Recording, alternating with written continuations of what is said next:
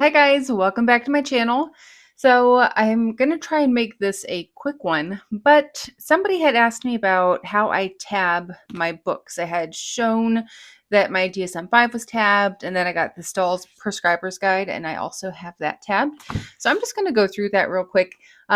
It's pretty simple. Amazon sells tabs specifically for these books. Now, I don't see a ton of people with their books tabbed, like in practice. In the office I'm at right now doing clinicals, I do see a DSM at the desk. I do see a prescriber's guide at the desk. They're handy. They keep them on hand to reference. I've seen my preceptor reference her book many times. And I keep mine. I don't keep the DSM-5 with me because honestly, it's typically not something I need in the moment as a student. But the prescriber's guide, I absolutely need during clinicals. And I guess I'll show you a little bit about that when we go through it. Okay, so the first book I got was the DSM-5 because that's the one that I knew about. That's the one, like, obviously, as a prescriber, I'm going to need the DSM-5. So if you don't know, it's the Diagnostic and Statistical Manual of Mental Disorders. So it has updated mental disorders. This is the 5th edition text revision. Looks like from 2022 maybe. So when you hear about diagnoses coming in and out of practice, in and out of the DSM, this is what they're talking about. They go through it periodically and reevaluate as we learn more about these disorders. I know I saw this somewhere. I don't know if because I was looking at psych books on Amazon, it was just recommended to me. I think that's probably how it happened. But either way, I saw these tabs pop up and I thought, oh, I love that idea. So I'll put a picture in of what the Amazon page looks like, and maybe I'll try and put a link in. We'll see how it goes. So I did use all of the tabs. You obviously don't have to, but I figured what the heck, why not? So I kind of have them. I don't know if you can tell, this is the top of my DSM, and it is pretty thick with tabs. I kind of wanted to be able to visualize the big diagnoses easily. So when you look at it from the front, these tabs and these tabs I thought would be disorders that I would see pretty regularly and things that I want to look up pretty regularly. I still want to have all these in here, but not only are they in the back just based on where they're at in the book, but they are spaced out so that I can see the most important ones, in my opinion. The tabs also come with a little classification thing. I don't know what the heck I did with it because they're so easy to read that you really don't need it. But like the yellow tabs here, these are all disorders that you might see in childhood and up. So intellectual disabilities, communication disorders, autism, ADHD, learning, and motor tic disorders. So they're color coded based on the type of disorder. Sorry, I just got off a shift. It's Saturday at like 8:30 in the morning. It's the Saturday after Thanksgiving. I worked last night, so I feel like I look a little crazy. I'm definitely tired, but I thought I could get this in. I've been wanting to do this forever, and I just kept running out of time. I was going to do it before work last night when I was in my scrubs, but the next thing I knew, it was like 10 o'clock, and I worked at 11, and I work like 17 to 20 minutes from this place. So I'm like, probably don't have time to film anything. So here I am this morning trying to get it done. But let's just give an example. If you're not familiar with the DSM, I'm just going to go to the generalized anxiety tab. And then there's our generalized anxiety disorder. That's the big heading. That's where it starts. And it gives you diagnostic criteria. So if you have a patient with these symptoms, like how do you diagnose generalized anxiety disorder? So one of the criteria is excessive anxiety and worry occurring more days than not for at least 6 months about a number of events or activities. Another criteria is the individual finds it difficult to control the worry. The anxiety and worry are associated with 3 or more of the following 6 symptoms, with at least some symptoms having been present for more days than not for the past 6 months. So restlessness, being easily fatigued, difficulty concentrating, irritability, muscle tension, sleep disturbance.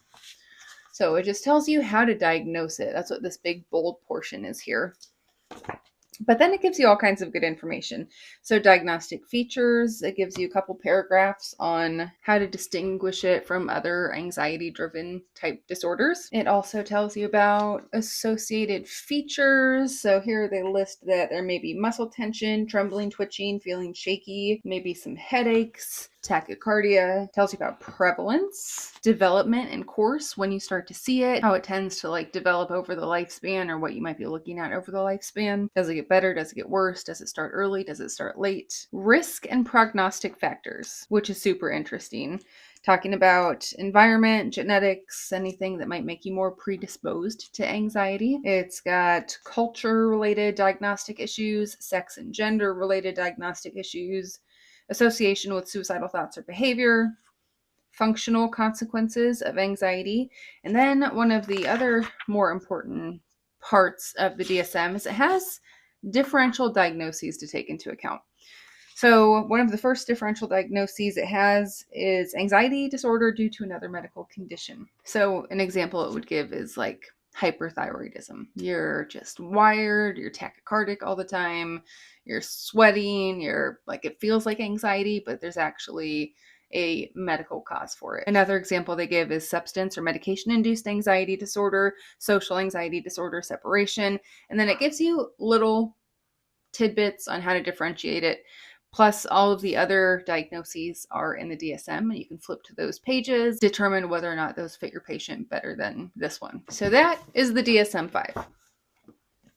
Very important book to have. Very nice to be able to see all the tabs. I'll show you what I kind of have at the forefront.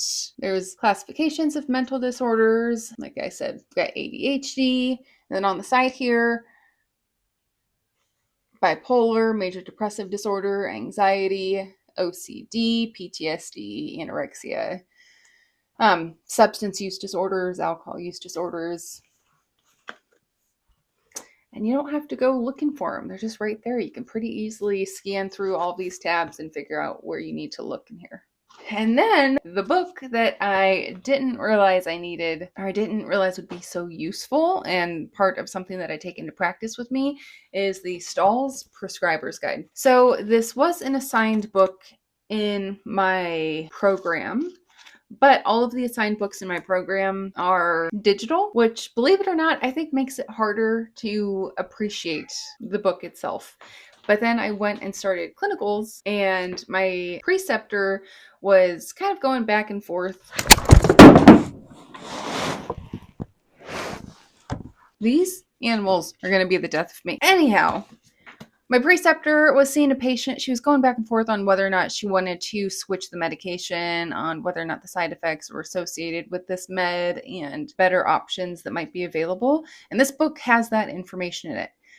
This seems to be the gold standard for prescribing and titrating and changing medications. So I'm pretty sure the 8th edition is the latest edition, which means it has some of the newer, like brand name only drugs. So some of the ones I'm thinking of offhand are some of the ones that we see pharmaceutical reps for. So like Avality and Vraylar. They do have generic names, but they're not sold as generics yet because their patent isn't up. Okay, yeah, cariprazine. Cariprazine is Vraylar, I guess. This is a medication that we use quite a bit.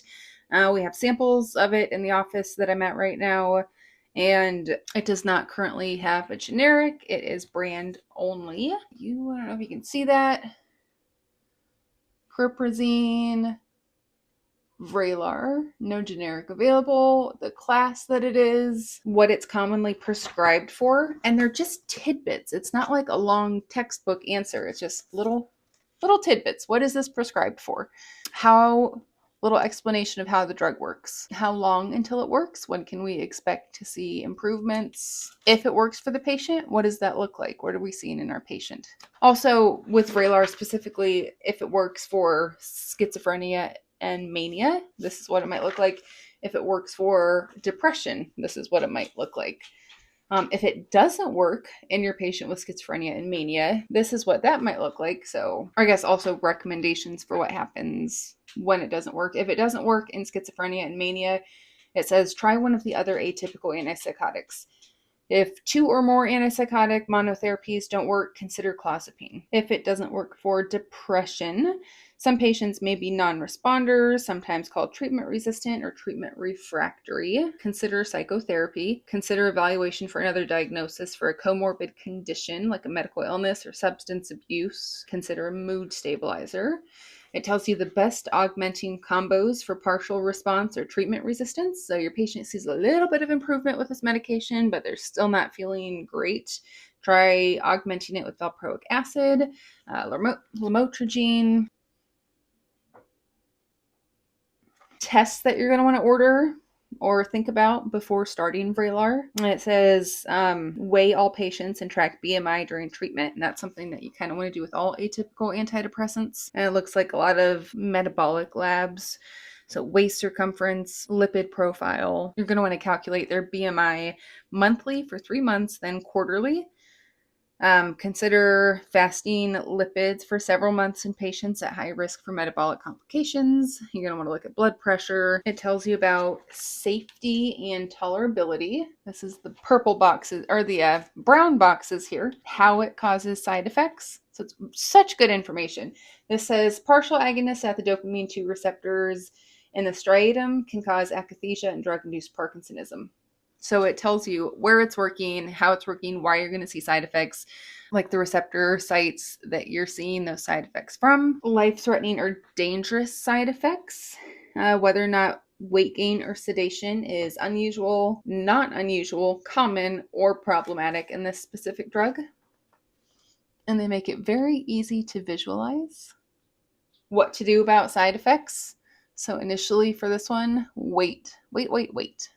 And then if you see certain side effects, you might look at anticholinergics, possibly beta blockers, especially if you're looking at like akathisia. It also tells you augmenting agents for side effects. It gives you the dosage range and it breaks it down by diagnosis.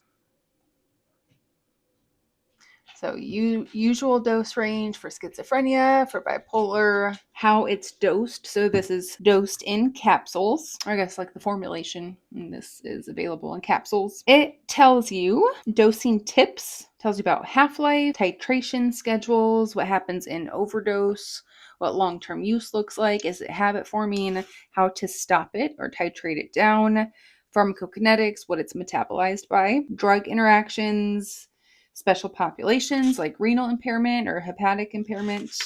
Tells you about special populations like children and adolescents, pregnancy, breastfeeding. And then there's a little part in green here. And it says the art of psychopharmacology, potential advantages. So for patients who do not tolerate aripiprazole, potential disadvantages, not available as a generic, primary target symptoms, positive symptoms of psychosis, negative symptoms of psychosis, cognitive symptoms, unstable mood, and then it gives you pearls, which is like my favorite thing. And I feel like you don't often get textbooks that give you pearls. They're very black and white. Studies say this and that. This gives you pearls. So one pearl is Vraylar is metabolized into a very long-lasting active metabolite. It is therefore possible that adverse events could appear several weeks after initiation due to accumulation of Vraylar in major metabolites over time. And then it literally has a part that says the art of switching. So if you're going from one antipsychotic to Vraylar, how to switch and taper, or if you are coming off of Vraylar, how to titrate and taper. It also gives you a little graph that kind of shows what your dosing will look like as you taper.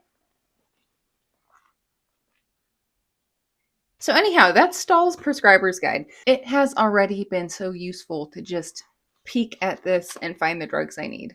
I couldn't imagine going to the front or the back, like an index, and trying to find the name that I need and then flip to the page just based on page number. It just makes it so easy to flip to where I need to flip. And I've even gotten compliments on these tabs from 2 preceptors. So I'm working with a main preceptor at my clinical site, but she only works there 2 days a week. And there's another PMHNP there. He is there like 3 to 4 days a week. And they both have mentioned the tabs and how organized that it comes off just as a student. Like, wow, you must be really organized. But also how handy it is, and just the fact that it is the newest edition, so it's got all of the new medications in it too. Because the one provider, the one who's like augmenting my hours, he's been doing this for quite a few years now, and he's got like maybe the 5th edition, and it is like half this size approximately. And this just has a lot of new good information in it. So I reference this multiple times a day while I'm at clinicals.